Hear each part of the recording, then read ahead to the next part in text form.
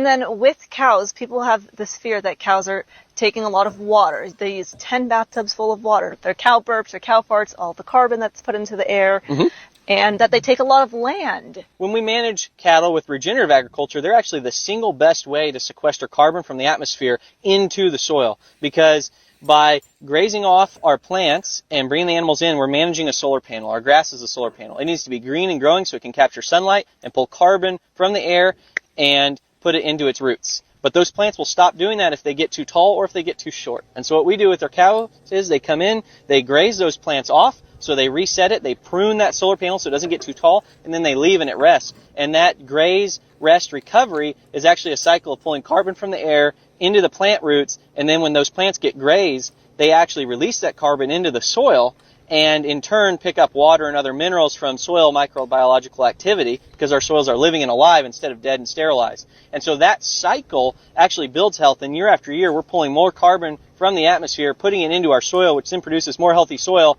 which then produces more grass, which then allows us to graze and produce more cattle. 70% of the Earth's land is land that is not suitable for tillage, which is to say it's inarable. It's just grassland, and you can't do anything else with it. And so if you just say, well, we're not going to do cattle anymore or any grazing livestock, you completely given up the ability to produce food on that acreage.